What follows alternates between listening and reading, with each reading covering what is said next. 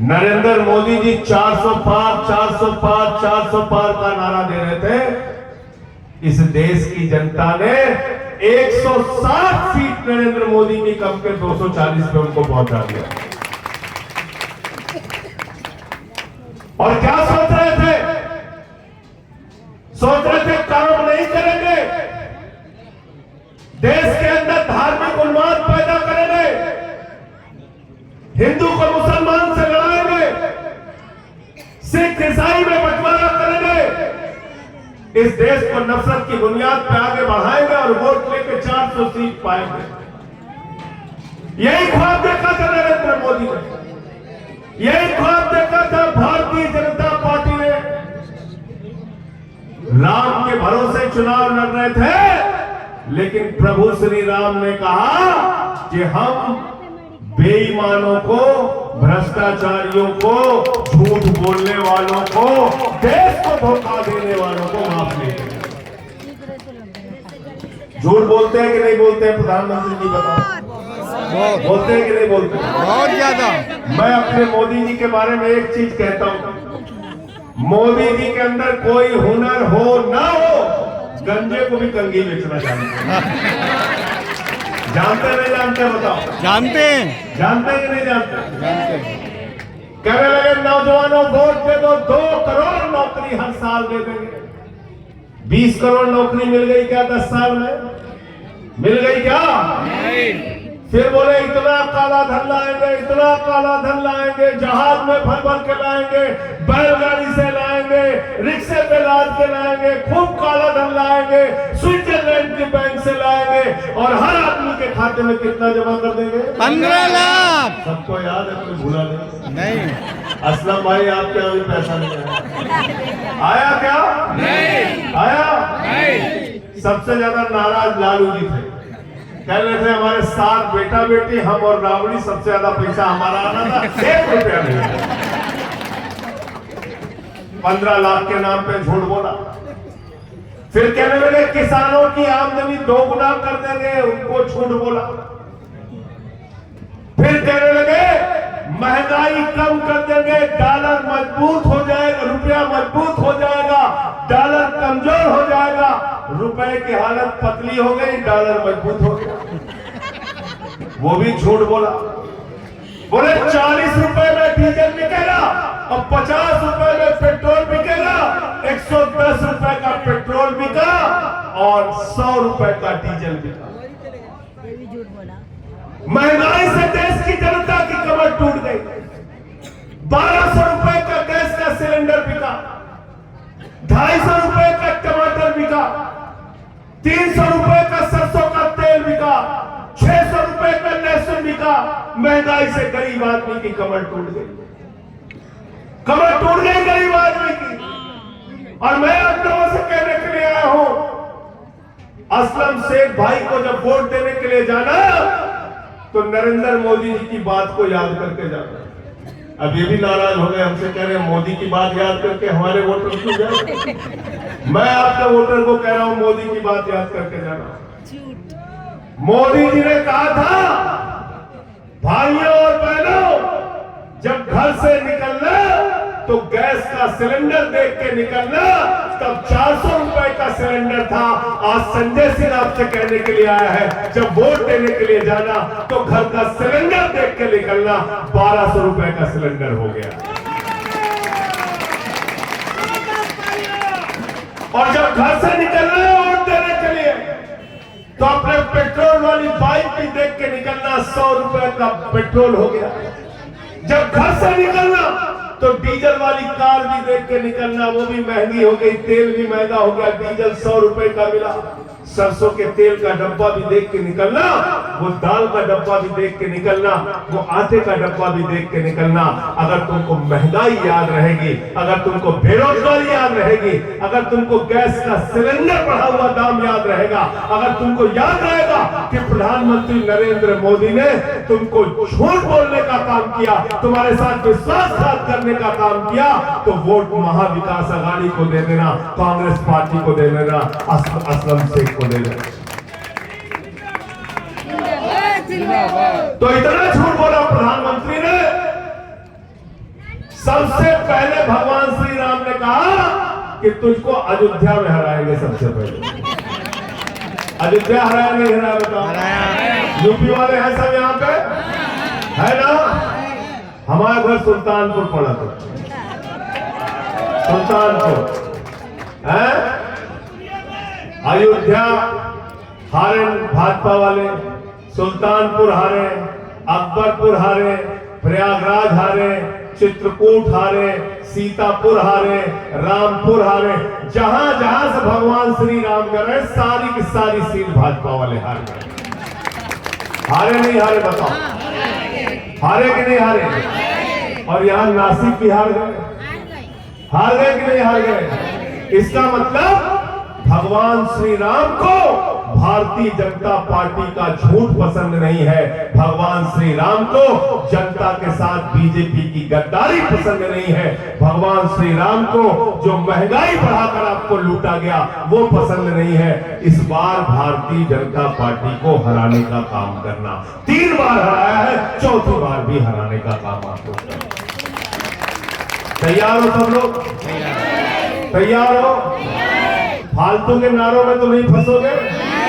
हैं? जो लोग कोई काम नहीं करते वो चुनाव में आपको भड़काने का काम करते हैं। अभी क्या हो रहे हैं योगी जी आके यहाँ पे? कह रहे बटोगे तो कटो। कह रहे कि नहीं कह रहे? कह रहे कि नहीं? मैं आपसे कहने के लिए आया हूं, अगर बटोगे तो भारत का संविधान खत्म होगा। अगर बटोगे तो आरक्षण खत्म होगा। अगर बटोगे तो बाबा साहब डॉक्टर भीमराव अंबेडकर का अपमान होगा।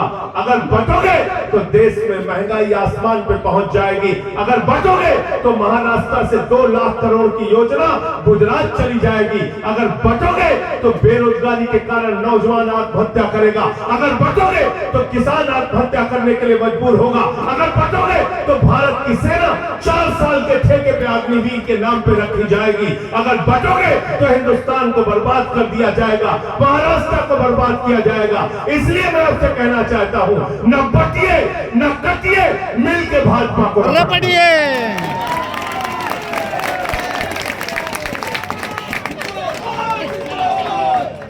तैयार हो सब लोग? प्रधानमंत्री जी दूसरा नारा क्या दे रहे? करें एक रहोगे तो सेफ रहोगे। मुझसे पूछा मीडिया वालों ने कि मोदी जी कह रहे हैं एक रहोगे तो सेफ रहोगे। मैंने कहा बिल्कुल ठीक कह रहे हैं मोदी जी। मोदी जी अडानी से कह रहे हैं हम तुम एक रहेंगे तो सब सेफ रहेंगे।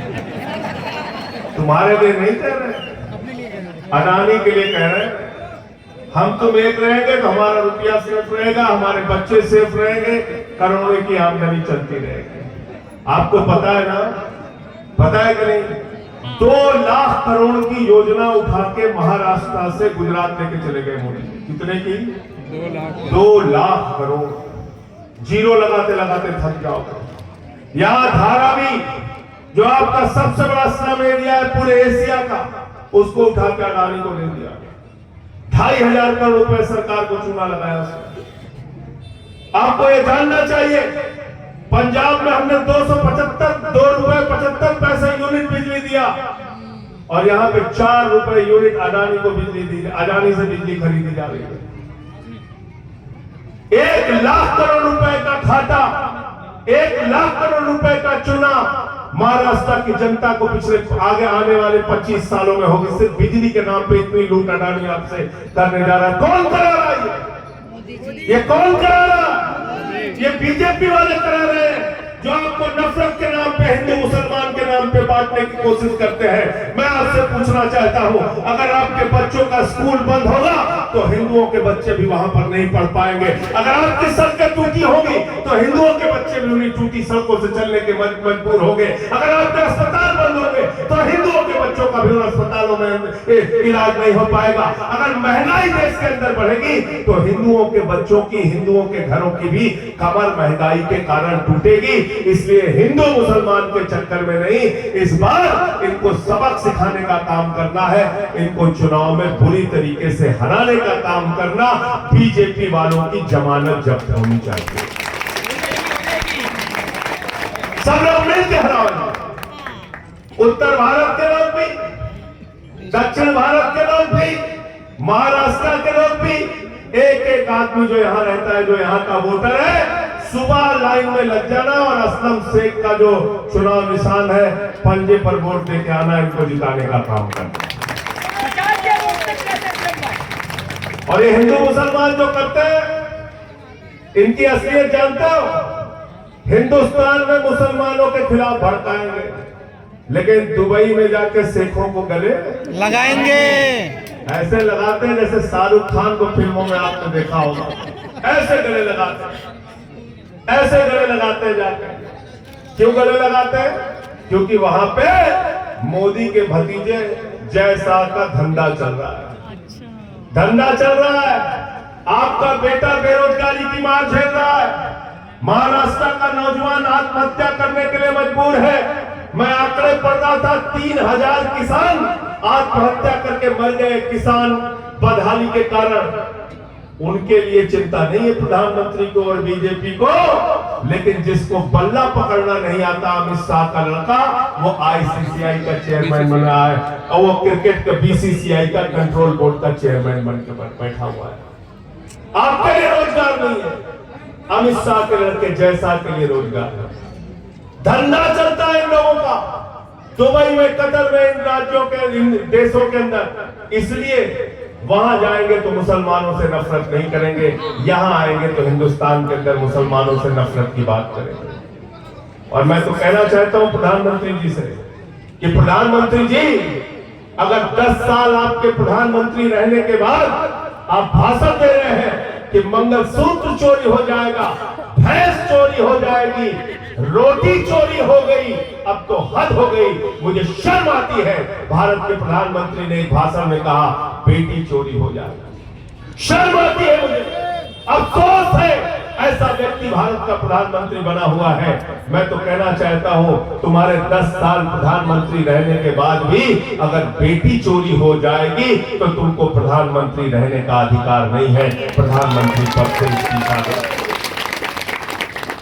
आप देश को भड़का रहे हैं, किसी मुद्दे की बात नहीं करते। अभी चुनाव हो रहा है, इस चुनाव में कोई मुद्दे की बात नहीं कर रहे हैं। कहीं बटोगे कटोगे के नारे लगा रहे हैं, कहीं एक है तो सेफ है के नारे लगा रहे हैं, समाज को हिंदू मुसलमान पे बांटने की बात करते हैं। मैं आप लोगों से कहना चाहता हूं, इनसे सावधान हो जाना। हमारे यहाँ बरेली का ममीरे का सुरमा मिलता है, उसके ऊपर लिखा रहता है नक्कालों से सावधान। क्या लिखा रहता है? नक्कालों से सावधान। ये भारतीय राजनीति के सबसे बड़े नक्काल हैं, ये झूठ बोलने वाले लोग हैं, हर एक चीज में समाज को बांटने वाले लोग हैं। इनसे होशियार रहना, इनसे सावधान रहना और मिलकर इस बार महाविकास अघाड़ी को जिताना है। सरकार बन रही है महाविकास अघाड़ी की, और इसलिए हम समर्थन करने के लिए आए हैं कि महाविकास अघाड़ी के घोषणा पत्र में लिखा है, सरकार बनने के बाद माताओं और बहनों के लिए 3000 रुपए हर महीने दिया जाएगा। कितना लिखा हुआ है? तो 1500 के चक्कर में मत पड़ना। 1500 भूल जाओ, अब 3000 याद कर लो। 3000 रुपए, 3000 रुपए हर महीने देने का वादा किया है। इन्होंने वादा किया है